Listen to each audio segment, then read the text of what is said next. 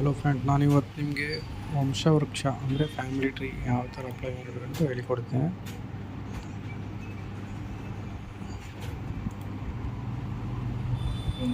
ಇದು ನಂದು ಭೂಮಿ ಲಾಗಿನ್ ಇದೆ. ನೀವು ಪಬ್ಲಿಕ್ ಲಾಗಿನ್ ಮಾಡ್ಕೊಂಡು ಹಾಕ್ಕೋಬೋದು. ನಂದು ಭೂಮಿ ವ್ಯಾಲೆಟ್ ಲಾಗಿನ್ ಇದೆ, ಅದರಲ್ಲಿ ನಾನು ಲಾಗಿನ್ ಮಾಡಿ ಹಾಕ್ತಾಯಿದ್ದೀನಿ.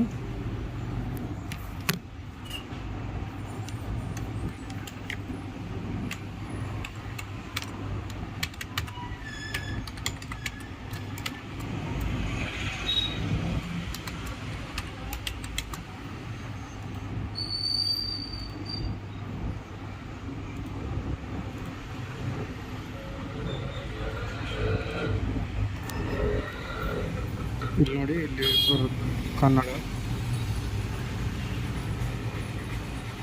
ಇಲ್ಲಿ ನಿಮ್ಮದು ಬಾಂಡ್ ಯಾವುದು ಲ್ಯಾಂಗ್ವೇಜ್ನಲ್ಲಿ ಇರುತ್ತೆ ಅದೇ ಲ್ಯಾಂಗ್ವೇಜ್ನಲ್ಲಿ ನೀವು ಅಪ್ಲೈ ಮಾಡಿರಿ. ನನ್ನ ಕಡೆ ಇರೋದು ಕನ್ನಡದಲ್ಲಿ ಬಾಂಡ್ ಇದೆ. ಅಫಿಡವಿಟ್ ವಂಶವೃಕ್ಷ ಮಾಡಿಸಿರ್ತೀವಿ, ಅದ್ರ ಪ್ರಕಾರವೇ ನಾನು ಕನ್ನಡದಲ್ಲಿ ಅಪ್ಲೈ ಮಾಡ್ತಾಯಿದ್ದೀನಿ. ನೋಡಿ, ಕುಟುಂಬ ವಂಶವೃಕ್ಷ ದೃಢೀಕರಣ ಪತ್ರ ಅಂತ ಇದೆಯಲ್ಲ, ಇದು ಇಂಗ್ಲೀಷ್ನಲ್ಲಿದು ಅಂದರೆ ಫ್ಯಾಮಿಲಿ ಟ್ರೀ ಅಂತ ತೋರಿಸುತ್ತೆ.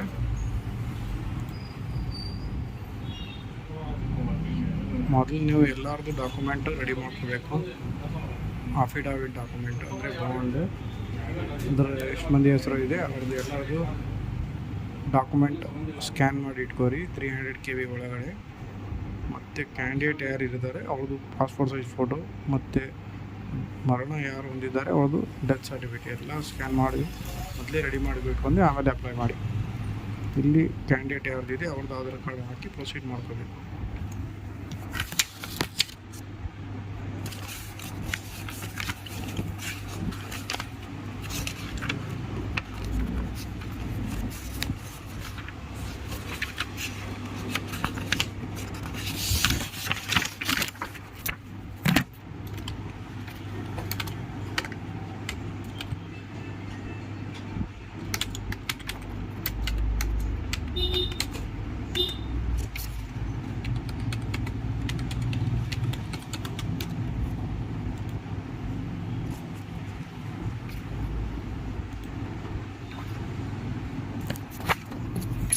ಇಲ್ಲಿ ಗೌಸಿಯಾ ಬೇಗಮ್ ಕ್ಯಾಂಡಿಡೇಟ್ ಅಂದರೆ ಅರ್ಜಿದಾರರ ಹೊರೆ ಅಲ್ಲ, ಅದಕ್ಕೆ ಅವ್ರದ್ದು as per Aadhaar card address ಏನಿದೆ ಅದೇ ಸೆಲೆಕ್ಟ್ ಮಾಡಬೇಕು.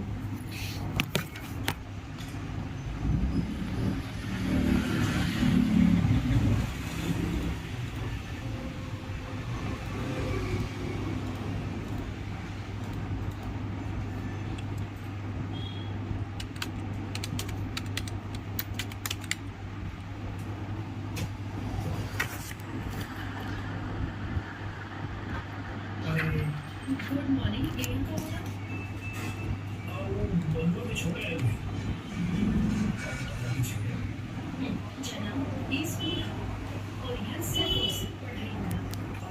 ತಾಯಿ ಹೆಸರು ಗೊತ್ತಿದ್ರೆ ತಾಯಿ ಹೆಸರು ಹಾಕಿ, ಇಲ್ಲ ಅಂದರೆ ನಾನು ತಾಯಿ ಅಂತಲೇ ಹಾಕೋದು.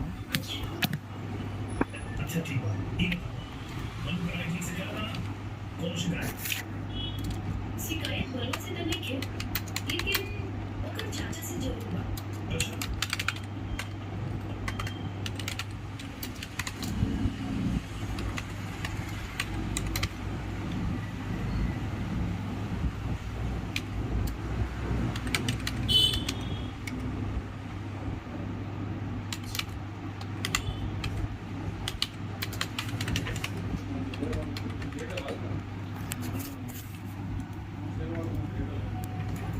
ಇಲ್ಲಿ ಮೇಲ್ ಐ ಡಿಗೆ ಮೊಬೈಲ್ ನಂಬರ್ಗೂ ಎರಡಕ್ಕೂ OTP ಬರುತ್ತೆ. ಅದು ಎರಡು ಫಸ್ಟು ಕನ್ಫರ್ಮ್ ಹಾಕ್ಕೊಂಡು ವೆರಿಫೈ ಮಾಡಿ ಪ್ರೊಸೀಡ್ ಮಾಡ್ಕೋಬೇಕು. ಇಲ್ಲಿ ನಿಮ್ಮ ಪ್ರಮಾಣಪತ್ರ ಡಿಜಿ ಲಾಕರ್ಗೆ ತಳ್ಳಲು ಬಯಸಿದ್ದೀರಾ, ಅದು ನೋಂದಣಿ ಮಾಡಿ. ಎಸ್ ಅಂತ ಮಾಡಿದ್ರೆ ನಿಮಗೆ ಪ್ರಿಂಟ್ ತೊಗೊಳೋಕ್ಕೆ ತೊಂದರೆ ಆಗುತ್ತೆ.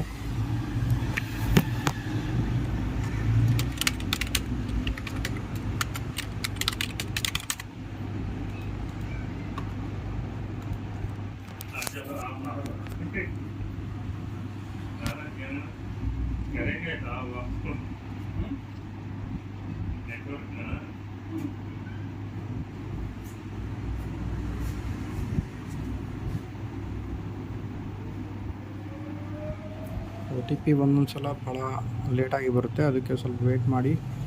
ನೋಡಿ, ಮೇಲ್ ಐ ಡಿ OTP ಮತ್ತು ಎರಡು ಮೊಬೈಲ್ ನಂಬರ್ OTP ಕೂಡ ಹಾಕ್ಕೋಬೇಕು.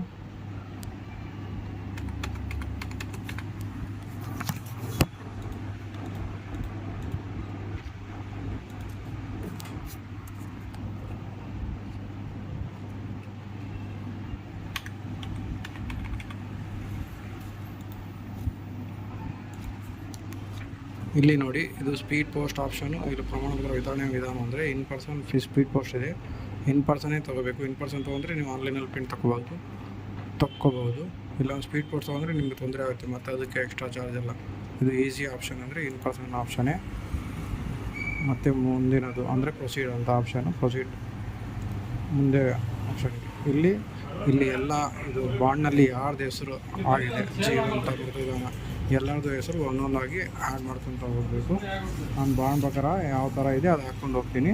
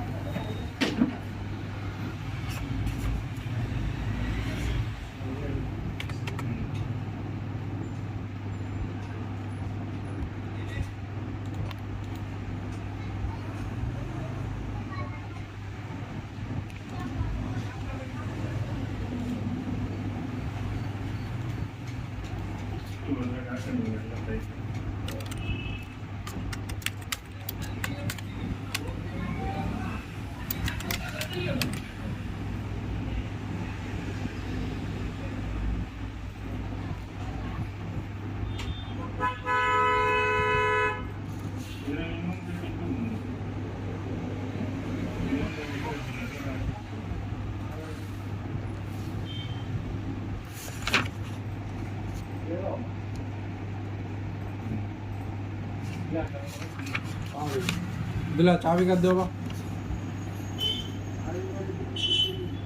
तुम्हारे तुम्हें रखे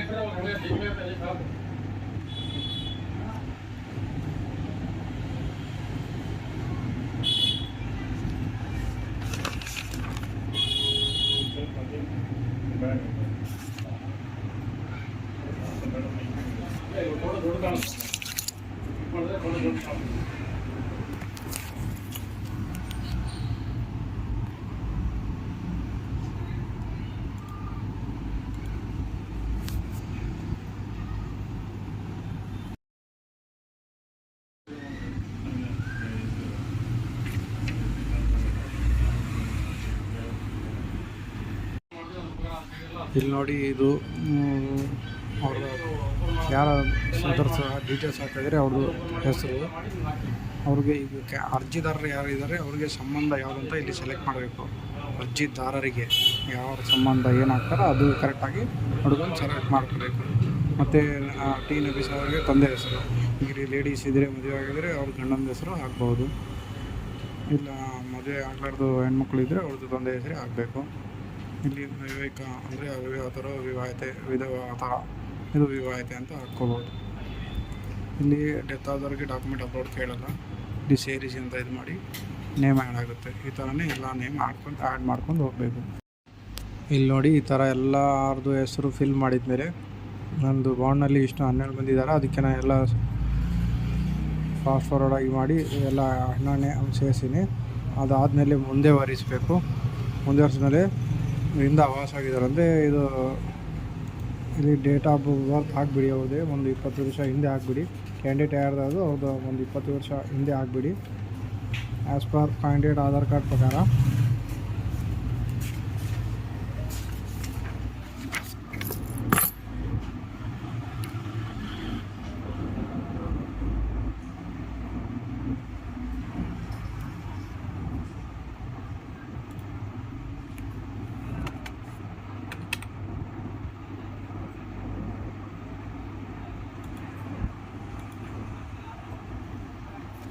ಇಲ್ಲಿ ನೋಡಿ ಅಫಿಡವಿಟ್ ದಿನಾಂಕ ಅಂದರೆ ಬಾಂಡ್ನಲ್ಲಿ ಯಾವ ದಿನಾಂಕ ತಗೊಂಡಿರ್ತಾರೆ ಅದೇ ಡೇಟ್ ಹಾಕಬೇಕು. ಬಾಂಡ್ನಲ್ಲಿ ಯಾವುದು ತಾರೀಕು ನೋಡಬೇಕು, ಯಾವ ಡೇಟಿಗೆ ಬಾಂಡ್ ತೊಗೊಂಡಿದ್ದಾರೆ ಅದೇ ತಿಂಗಳ ಹಾಕಬೇಕು. ಇಲ್ಲಿ ಈ ಸ್ಟ್ಯಾಂಪ್ಸಕ್ಕೆ ಅಂದರೆ ಬಾಂಡ್ನಲ್ಲಿ ಸರ್ಟಿಫಿಕೇಟ್ ನಂಬರ್ ಅಂತ ಇರುತ್ತೆ, ಅದೇ ಕರೆಕ್ಟಾಗಿ ನೋಡಿ ನಮೂದಿಸ್ಬೇಕು. ಅಕ್ಷರ ಕರೆಕ್ಟಾಗಿ ಎಲ್ಲ ನಂಬರ್ ಕರೆಕ್ಟ್ ಚೆಕ್ ಮಾಡಿ ಹಾಕಬೇಕು.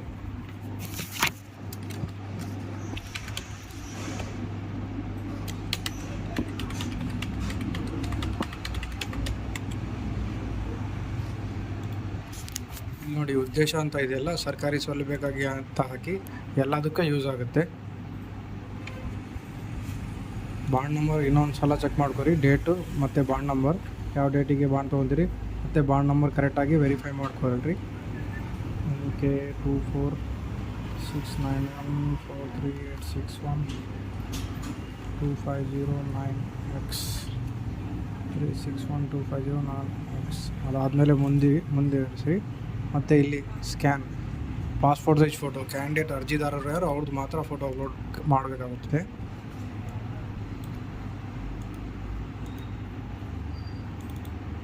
ಎಲ್ಲ ಮೊದಲೇ ಸ್ಕ್ಯಾನ್ ಮಾಡಿ ಇಟ್ಕೋಬೇಕು. ಪಾಸ್ಪೋರ್ಟ್ ಸೈಜ್ ಫೋಟೋ 50 KB ಒಳಗಡೆ ಇರಬೇಕು. ಅದು ಉಳಿದಿದ್ದೆಲ್ಲ ಡಾಕ್ಯುಮೆಂಟು 300 KB ಒಳಗಡೆ ಇರಬೇಕು.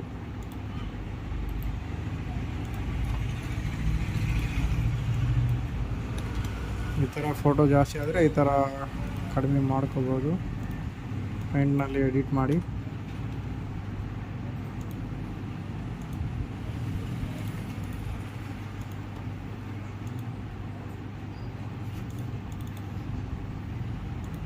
ಇಲ್ಲಿ ಅಫಿಡಾವಿಟ್ ಅಂತ ಇದೆಯಲ್ಲ, ಇಲ್ಲಿ ಬಾಂಡ್ ಅಪ್ಲೋಡ್ ಮಾಡಿ.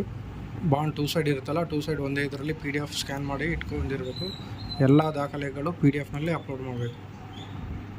ಮತ್ತು ಮರಣ ದಾಖಲೆ ಎಷ್ಟು ಮಂದಿದಿದೆ ಎಲ್ಲರದು ಇಲ್ಲಿ ಅಪ್ಲೋಡ್ ಮಾಡಬೇಕಾಗುತ್ತದೆ. ಗುರುತಿನ ಚೀಟಿ ಅಂದರೆ ಅರ್ಜಿದಾರರು ಯಾರು ಅವ್ರದ್ದು ಆಧಾರ್ ಕಾರ್ಡ್ ಅಪ್ಲೋಡ್ ಮಾಡಿ.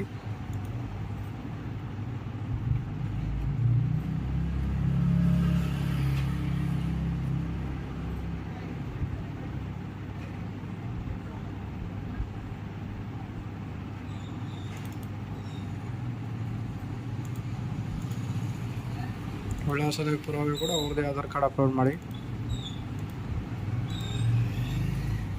ಅದಾದ ನಂತರ ಮರಣದ್ದು ಎಷ್ಟು ಮಂದಿದೆ ಹಾಕಿರಿ ನೀವು ಎಲ್ಲರದು, ಅದು ಮರಣದ ದಾಖಲೆ ಎಲ್ಲರದು ಹಾಕಬೇಕು.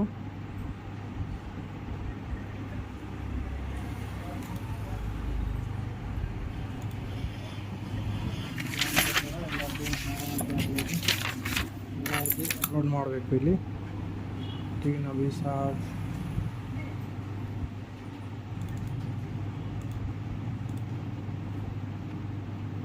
ಮತ್ತು ಯಾರು ಬದುಕಿದ್ದಾರೆ ಅವ್ರದ್ದು ಆಧಾರ್ ಕಾರ್ಡ್ ಇಲ್ಲಿ ಕೇಳುತ್ತೆ, ಮತ್ತು ಇಲ್ಲಿ ಅಪ್ಲೋಡ್ ಮಾಡಬೇಕು.